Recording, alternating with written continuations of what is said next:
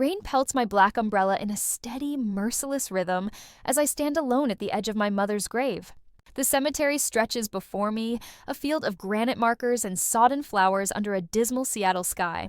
My heels sink into mud with each shifting movement, as if the earth itself wants to pull me down alongside the polished mahogany casket that shouldn't be closed. Preservation issues, the hospital had warned. Best not to view the body. Mourners cluster in small, hushed groups beneath a canopy of black umbrellas, their whispers barely audible above the drumming rain.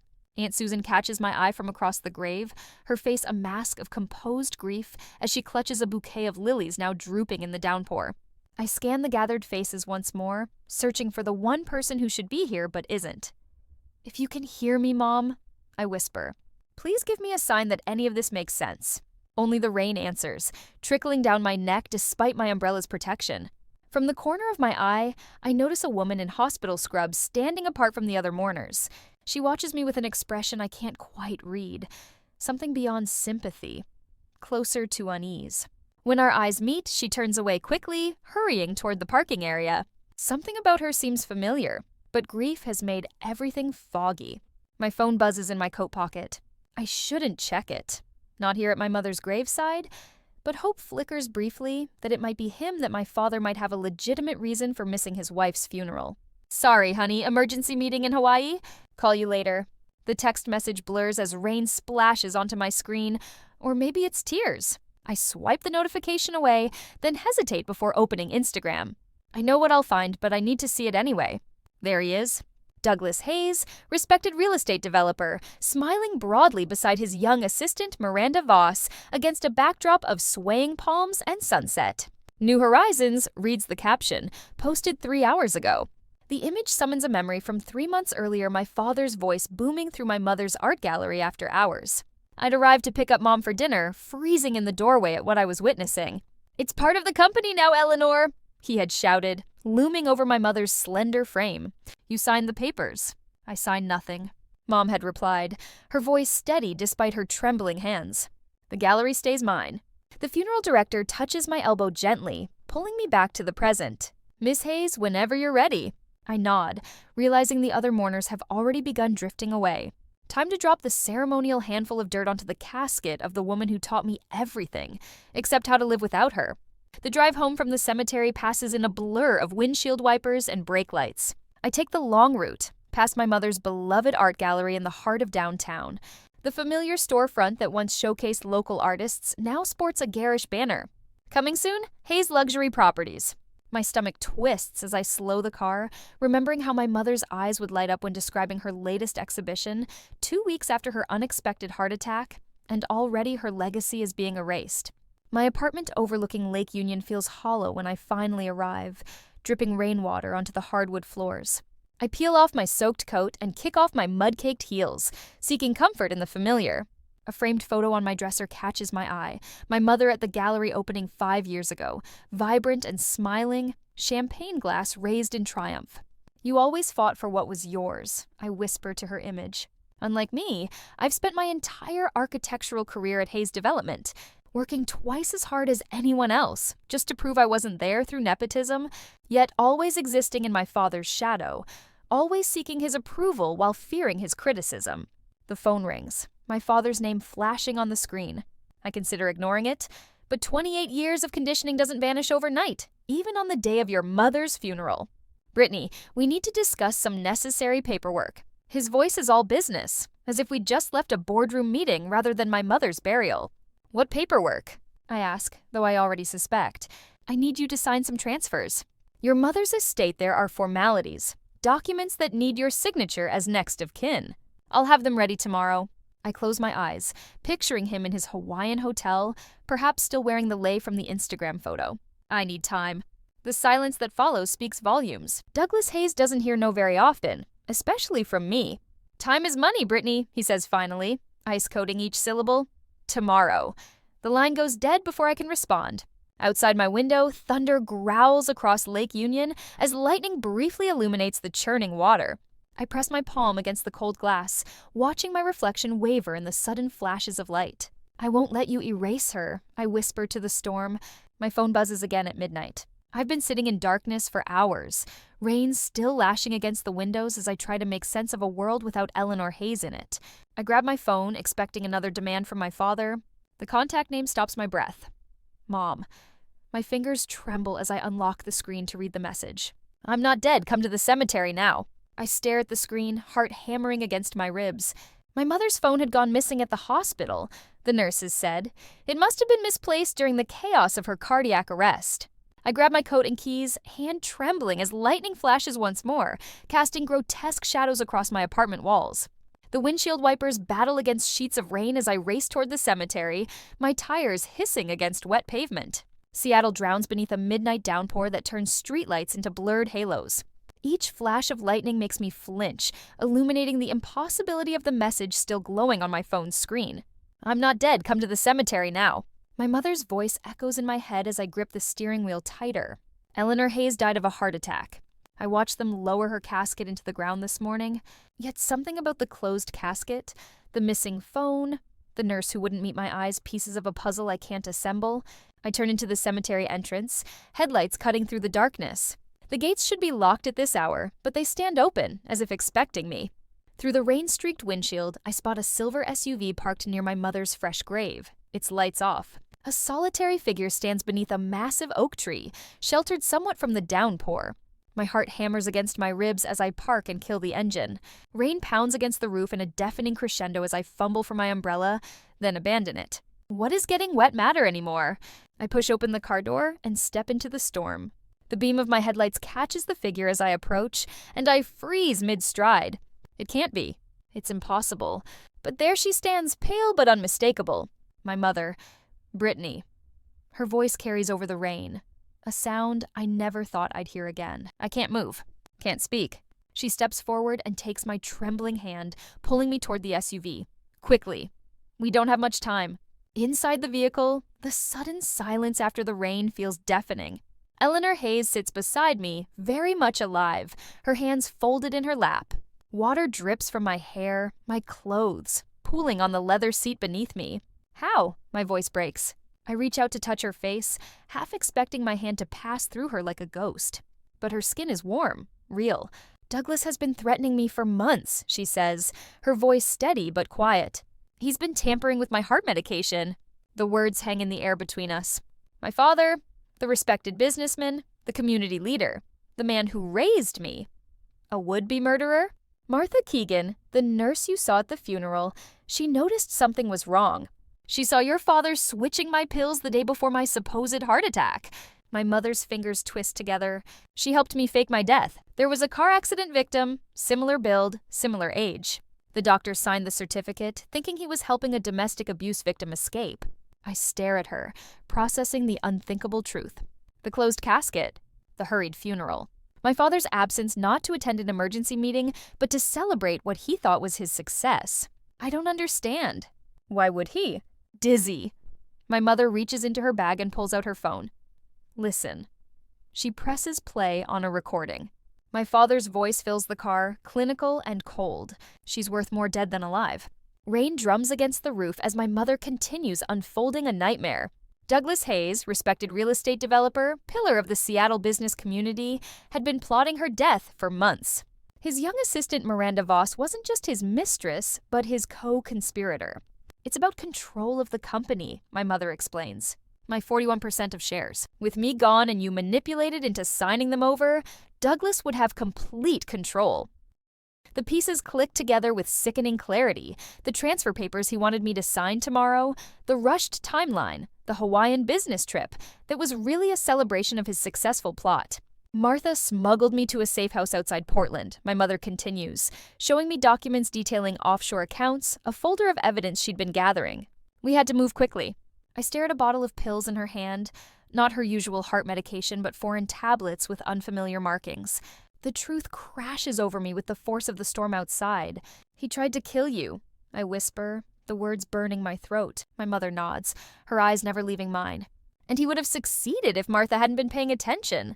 I think of every dinner where my father dominated the conversation, every family decision he controlled, every time my mother's opinions were dismissed, years of watching him manipulate us both, making us doubt ourselves. keeping us dependent on his approval. I've been blind my whole life, haven't I? The question emerges as barely more than a whisper. My mother reaches across to take my hand, her touch anchoring me as lightning flashes outside the windows. We both were, she says gently, until now. A tap on the window makes us both jump. Martha Keegan stands in the rain, clutching a folder to her chest. My mother unlocks the door, and the nurse slides into the back seat, bringing with her the smell of antiseptic and rain. I brought the updated hospital records, Martha says, passing the folder forward. Her face is drawn with exhaustion, but her eyes are sharp with purpose. Security footage shows him entering your room alone the night before. I tried telling the hospital administration, but no one believed me. Your husband has too many friends in high places. Martha risked everything, my mother explains. Her career, her nursing license. She saved my life. I saw what he was doing, Martha says simply. I couldn't stand by and watch. My attorney, Charlotte Wells, connected us with the FBI's white-collar crimes unit, my mother continues. They've been building a case, but we need more evidence of the financial fraud. The weight of what they're asking settles over me. I would need to return home, pretend I know nothing, act normal around a father I now know is capable of murder. He can never know she's alive until we have everything, Martha warns. You'll need to be very careful, Brittany. Your father is watching you closely. The rain begins to ease as we form a plan. I'll return to my apartment before dawn, prepare for tomorrow's meeting with my father, create a diversion that buys us time. Martha explains how to secretly document anything I find, how to communicate safely. I've seen your father's type before, she says, her voice hard with experience. Men who think they own everything, including the people around them. By the time I drive back toward the city, the first hint of gray is lightening the eastern horizon. I'm soaked and shaking, not just from the cold, but from the knowledge now burning inside me. My phone buzzes with a text from my father. 8 a.m. my office. Bring ID for notary. Back at my apartment, I call work with a fabricated illness excuse. I know my father monitors my office, checking who I talk to, what projects I handle. Today, I can't risk his scrutiny. On my dining table, I create a folder labeled Mom's Estate, with dummy documents enough to look legitimate if he searches my apartment. The weight of knowing my father is capable of murder presses down on me with each breath. But for the first time in my life, I see through his manipulation clearly. The way he's always positioned himself as the authority, the decision maker, the one who knows best. How easily I've accepted his version of reality, even when it contradicted what I saw with my own eyes. Dawn breaks fully as I change into dry clothes. My movement's mechanical. In a few hours, I'll sit across from my father and pretend I don't know he's a murderer. I'll smile and nod and play the dutiful daughter while looking for evidence to bring him down. It's terrifying. But for the first time, I'm seeing the world and my father with absolute clarity. Rain hammers against the floor-to-ceiling windows of my father's corner office, the sound a relentless backdrop to my racing heart. I stand before his imposing glass desk, trying to appear composed while my fingers tremble slightly against my thigh. The Seattle skyline beyond the windows is barely visible through sheets of water, the city swallowed by the same storm that started the day we buried my mother's empty casket. Douglas Hayes looks immaculate in his tailored navy suit, not a hint of jet lag despite his overnight flight from Hawaii. His silver hair catches the harsh fluorescent lighting as he slides a leather folder across the glass surface. Everything's prepared, he says, voice measured and professional. Standard transfer documentation for your mother's assets. Just your signature needed here. He taps a manicured finger against a yellow sticky note marking the spot. I glance at the document, my stomach dropping when I notice what appears to be my mother's signature already there, perfect in every loop and curve. A forgery. I'd like time to review these first, I say, surprised by the steadiness in my voice. His expression doesn't change, but something flickers behind his eyes, a momentary crack in his professional veneer. There's nothing to review, Brittany. It's standard paperwork. Your mother and I discussed all this before her. He pauses, clearing his throat. Before her passing. My gaze drifts past him to the credenza where several framed photographs sit. Douglas and Miranda in Maui, arms around each other's waists, tropical drinks in hand. The caption might as well read, "Celebrating my wife's death instead of New Horizons." The office door opens without a knock, and Miranda steps in wearing a cream-colored pencil skirt and silk blouse. Her smile appears sympathetic, but her eyes are calculating. "I brought those projection figures you asked for," she says to my father, placing a folder beside him before turning to me. "Brittany, I'm so sorry for your loss. Your father has worked so hard to keep the company together through all this. I nod stiffly, noting how she positions herself slightly behind my father's chair, her hand resting possessively on its leather back. We need to finalize these transfers today. My father continues, pushing the folder closer to me. The board is expecting resolution. He leans forward, lowering his voice. Your mother would want this wrapped up quickly. The mention of my mother makes something shift inside me. My eyes drift to the wall behind him, where a family portrait hangs my father, mother, and me at my college graduation. But what catches my attention isn't the forced smiles or my mother's already thinning frame. It's what lies behind the portrait, a slight rectangular outline in the walnut paneling. A safe. And as my father turns to accept a document from Miranda, I catch a glimpse of the keypad, 4 digits still visible on the display. 0427. April 27th, my mother's birthday. I'll need to review these tonight, I say, reaching for the folder before he can protest. Surprise flickers across his face, quickly replaced by calculated relief. Of course, good girl. He leans back, a slight smile playing at his lips. I always knew you'd understand business. This transition will be smoother with your cooperation. I tuck the folder into my bag, feeling strangely calm. For the first time in my life, I see my father clearly not as the intimidating business titan I've always feared, but as a man who completely underestimates me. I'll bring them back tomorrow, I say, turning to leave. Have Miranda set an appointment, he calls after me. I've got back-to-back meetings all day. I step into the elevator, expecting relief to wash over me now that I'm away from his presence. Instead, I feel a strange clarity, like fog lifting from a familiar landscape to reveal unexpected terrain. The elevator doors nearly close before a manicured hand stops them. Miranda slips inside, her perfume overwhelming in the confined space. He's been through so much, she says, pressing the lobby button. Losing Eleanor has been devastating for him. I study her profile, noticing the careful application of her makeup, the practiced sympathy in her expression. Interesting choice of words, I respond, losing her. Miranda's head snaps toward me, her composure slipping for just a moment. Excuse me? People don't usually say someone lost a spouse when they died. They say they lost them when they go missing. I maintain steady eye contact. Or when they're taken. Her perfect complexion flushes slightly. Watch yourself, Brittany. Grief makes people irrational. Actually, I say, as the elevator doors open to the lobby. I'm thinking more clearly than ever. I step out, feeling her eyes burning into my back as I cross the marble floor toward the revolving doors. Through the glass walls, I see Miranda already on her phone, lips moving rapidly as she glances in my direction, reporting back to my father. No doubt something has fundamentally shifted between us. For the first time in my life, I've made Douglas Hayes uncomfortable in his own territory.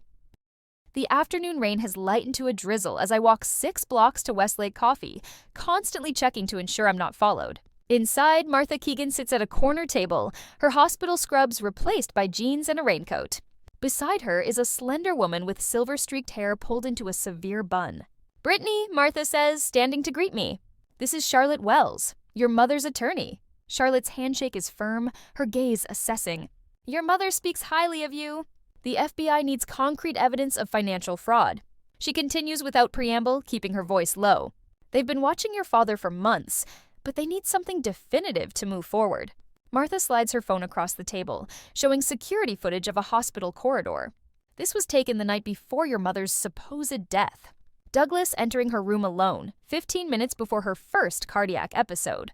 I watch my father's familiar figure stride confidently past the nurse's station, checking his watch as he pushes open room 412.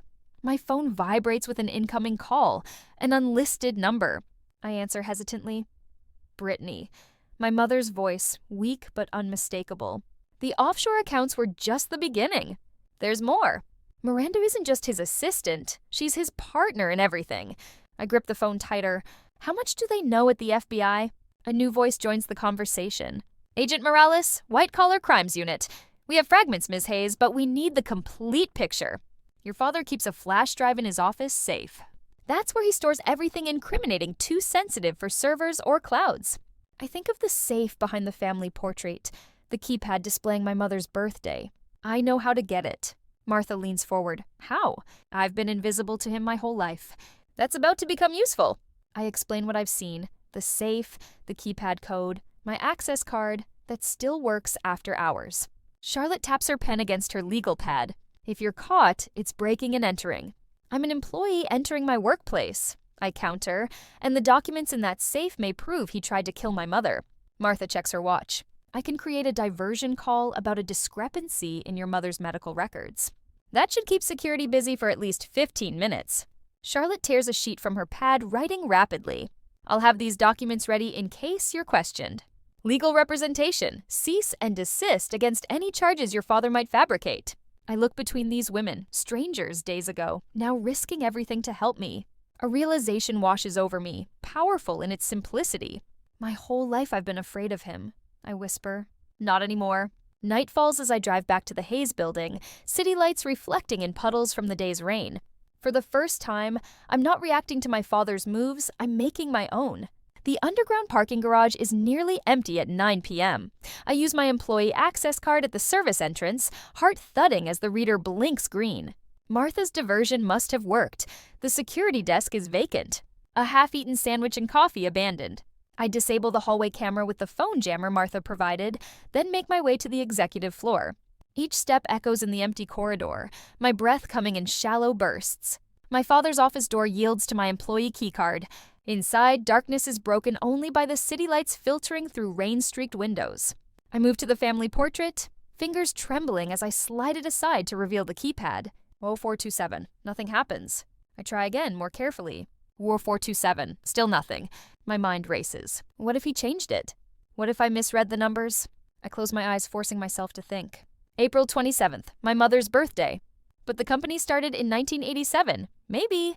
042787. The safe clicks open. Inside, organized with my father's typical precision, are folders labeled with offshore bank accounts, transfer records, and contracts for shell companies I've never heard of. And there, nestled between them, a black flash drive labeled simply, Confidential. As I pull it out, something else catches my eye. A photograph of my mother, her smiling face marred by a red X drawn across it. My hands shake as I slot the flash drive into my laptop, quickly copying its contents. My phone buzzes with an incoming text. Douglas Hayes. You think I wouldn't notice, Brittany? A second message follows immediately. A security alert showing my father's car entering the parking garage. I quickly replace the flash drive, close the safe, and slide the portrait back into position. The elevator indicator in the hallway shows the car rising from the parking level. There's nowhere to run. I stand in the center of my father's office, evidence clutched my hand, and make my decision. No more running. My heart pounds against my ribs as I quickly return every document to its exact position in the safe. With trembling fingers, I press one thumb deliberately against the metal edge, leaving a single fingerprint a calculated breadcrumb.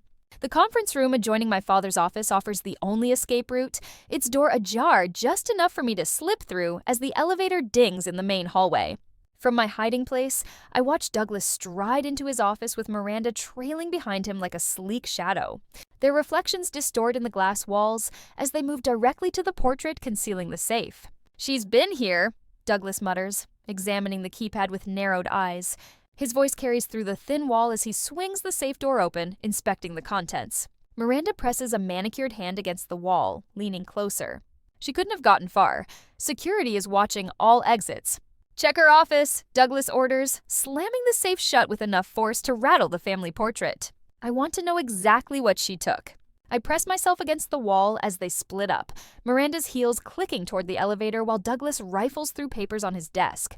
The moment they're both distracted, I slip into the service corridor, the forgotten passageway maintenance uses. Its existence overlooked on building schematics, but essential to my architectural knowledge of the Hayes building.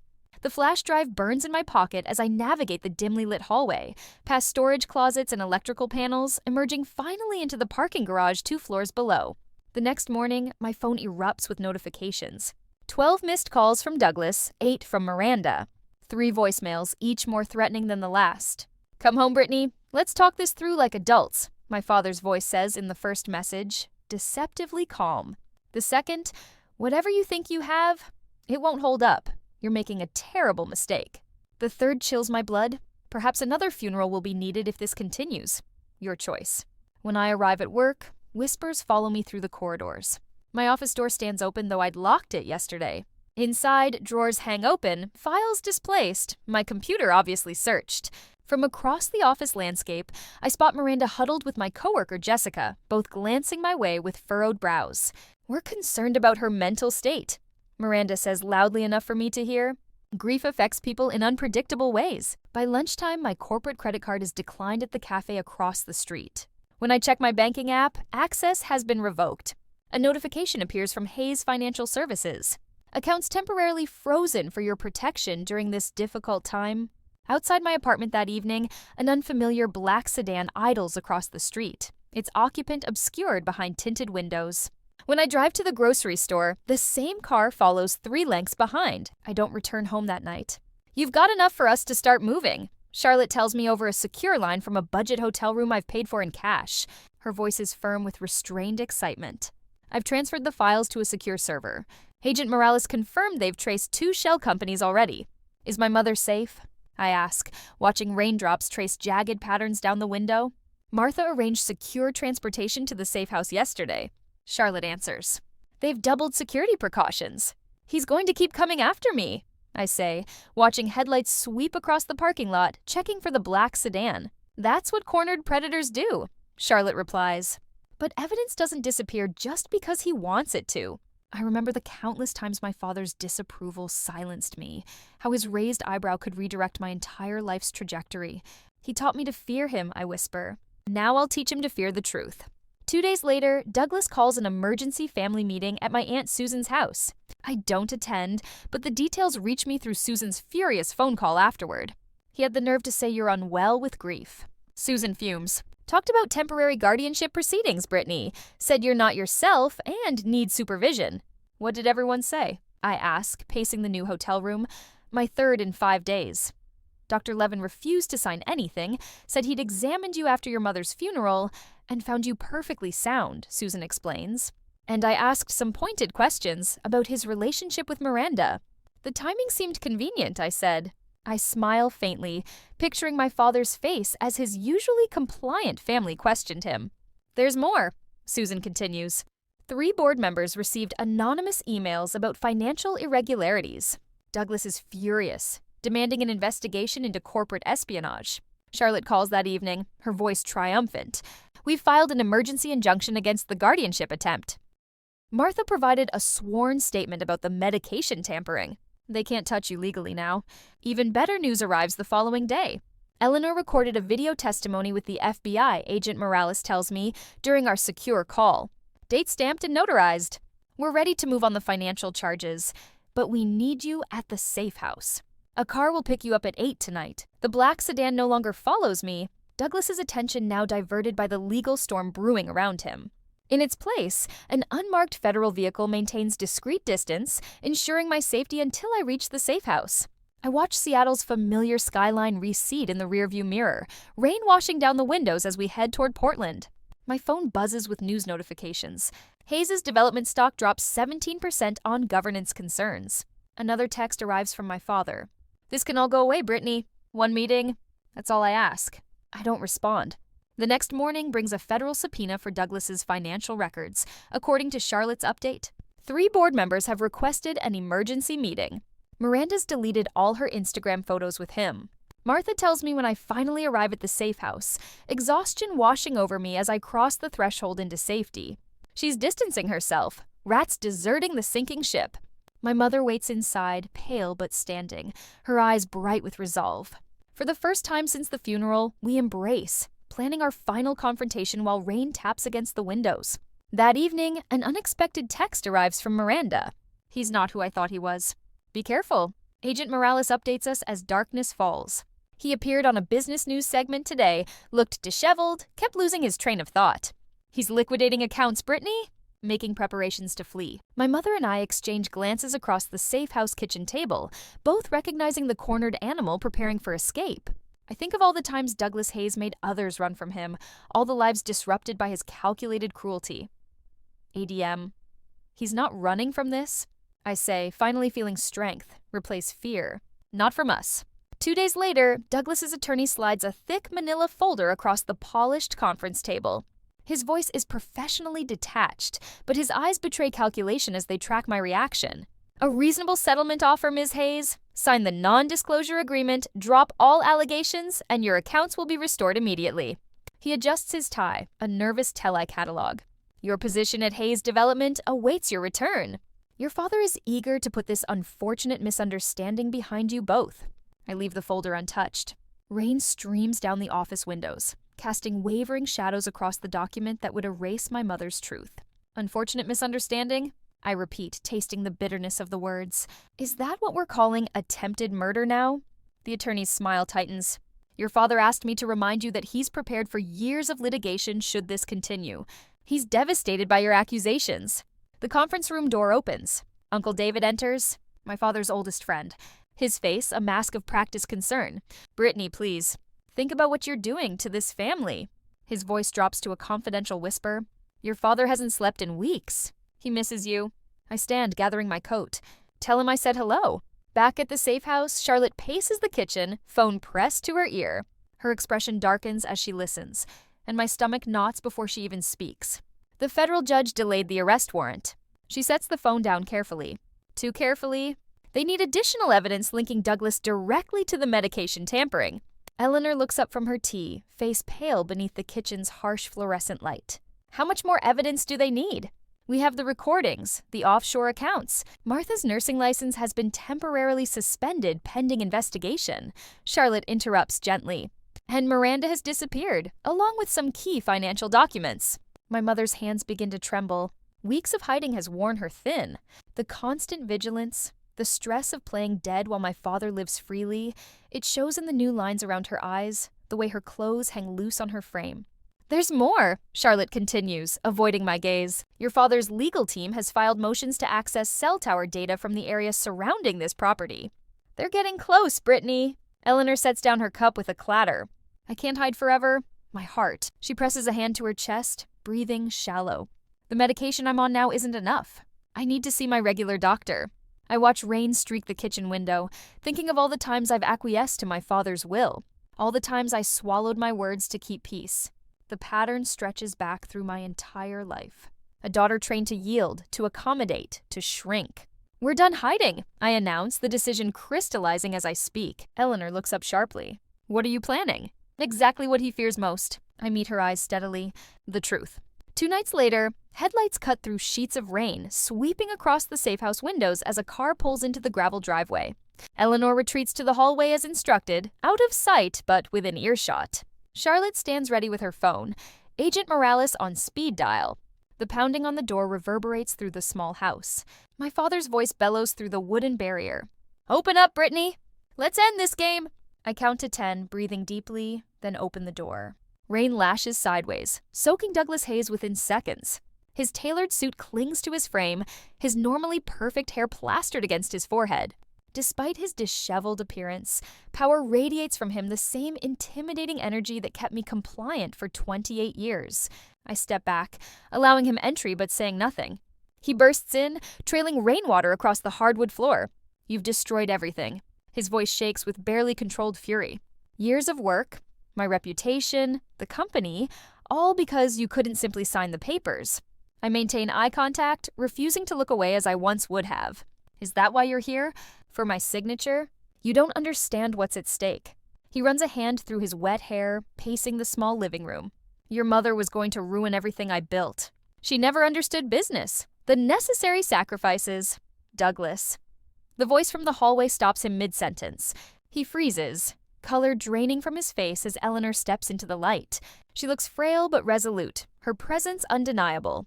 You tried to erase me, she says quietly. He stares as if seeing a ghost, which in his mind, she is. You don't understand what she took from me. He whispers hoarsely. Eleanor takes another step forward. You took everything. His composure fractures.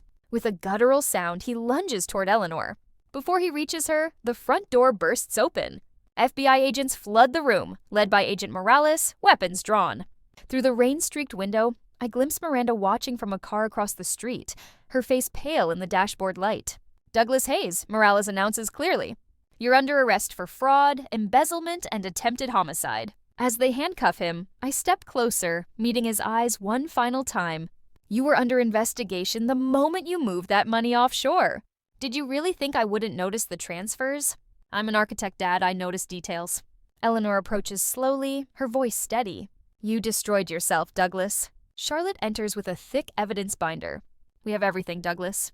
Miranda has agreed to cooperate as a state's witness. Agent Morales reads the charges while an agent documents the arrest. Offshore accounts totaling $4.8 million in fraudulent transfers. Phone recordings where you stated, and I quote, she's worth more dead than alive. Medication tampering documented by Nurse Keegan. My father looks smaller somehow, shoulders hunched as the gravity of his situation sinks in. His eyes find mine, a desperate appeal in them. I'm still your father, he says, voice barely audible above the rain. I study his face, the man I feared and admired my entire life. Not anymore. They lead him to the waiting FBI vehicle. Miranda's statement has already been recorded, a full confession detailing her role in exchange for reduced charges. Eleanor watches from the doorway, supported by Charlotte, as the car containing Douglas disappears into the storm. It's finally over, Eleanor whispers, her voice trembling with relief and exhaustion. I put my arm around her shoulders, feeling the fragility of her frame, the strength of her spirit. Lightning flashes, illuminating our reflection in the window, mother and daughter, survivors together. My phone buzzes with an incoming text. Martha's name appears on the screen, followed by 5 words that send a chill down my spine. This isn't over. Trial next. Rain taps against the courthouse windows as I sit beside my mother in the front row. The Oregon courtroom feels lighter than it should, despite the weight of the last 6 months hanging in the air. At the defense table, my father slumps, unshaven and hollow-eyed in his prison jumpsuit. I barely recognize him anymore. The prosecutor closes her binder with a decisive thump. The state has demonstrated beyond reasonable doubt that Douglas Hayes attempted to murder his wife, commit financial fraud, and manipulate evidence. My mother squeezes my hand as Charlotte approaches the stand with our final evidence. I watch the jury's faces as she displays the flash drive contents on the courtroom monitor, offshore transfers, shell companies, and the photo of my mother with that hateful red X drawn across her face. When my turn comes, I walk to the stand without trembling. The combination to my father's safe was my mother's birthday. I testify, meeting his gaze directly for the first time. He never imagined I would use that knowledge against him. The jury deliberates for only 4 hours. When they return with their verdict, the foreman's voice echoes through the silent courtroom. On all counts, we find the defendant guilty. 27 years. No possibility of parole for 18. Numbers that mean my father will be an old man before he breathes free air again. Later, Mom and I push through the courthouse doors to face a wall of reporters and camera flashes. Rain falls steadily around us, but neither of us bothers with umbrellas. Mom tilts her face upward, letting the droplets wash over her skin. Different rain this time, she says softly. I look at her profile, strong and serene despite everything. Different us. A reporter shoves a microphone toward my mother. Mrs. Hayes, your ex-husband claimed in his final statement that he did it all for the family business. Any response? Mom straightens her shoulders. Some chapters need to end before others can begin. We drive along the coastal highway toward our home, windows cracked despite the weather. The scent of pine and salt air fills the car. He made me believe strength was cruelty, I say, watching raindrops race across my window. That standing up for myself meant hurting others. Mom turns toward me, and now I know the difference between power and strength. The judge's order still feels surreal. $3.2 million of seized assets directed to fund the Haven Project, the nonprofit my mother established to help women escape financial abuse. Not everything Douglas took, but enough to start building something that matters. Our coastal home appears around the bend, weathered cedar shingles glowing warm against the gray sky. Inside, paintings lean against walls waiting to be hung my mother's work for her gallery reopening next month in Portland. In the studio overlooking the ocean, architectural plans for the Haven Project's first building spread across my drafting table. Martha visits the following weekend, bringing news that her nursing license has been fully restored. She joins us on the porch with mugs of coffee as Charlotte's car pulls into the driveway. First celebration of many, Charlotte says, producing a bottle of champagne. The Haven Project's first client signed a lease on her new storefront yesterday. I think of the young woman who approached me after my speech at the women's shelter last month, eyes brimming with tears. You gave me hope, she'd whispered. Hope is just the beginning, I'd told her. That evening, Mom and I sit on the porch watching the sunset paint the ocean copper. Wind rustles through coastal pines as night approaches. I've always wondered, I say, wrapping my hands around my mug. Who sent that text that night at the cemetery? From your phone? Mom smiles softly. It was Martha. She used my old phone? I nod slowly. Then she saved both of us. My phone rings. A reporter asking about Douglas's appeal. I decline politely. We don't need revenge to win, I tell Mom after hanging up. Just the truth. Morning arrives with unusual clarity. No rain today? Mom and I share coffee on the porch as dawn spreads across the water. The gallery opens in 3 weeks, she says, pride evident in her voice. I glance at my laptop open to praise for my latest architectural project. No longer in my father's shadow, but standing in my own light. On the screen, applications from 3 more states requesting Haven Project branches. I whisper into the morning wind, an old habit from the funeral that now carries different weight. Good night, Mom. She smiles, understanding. For the first time since that rainy day at the cemetery, the sea before us is perfectly calm.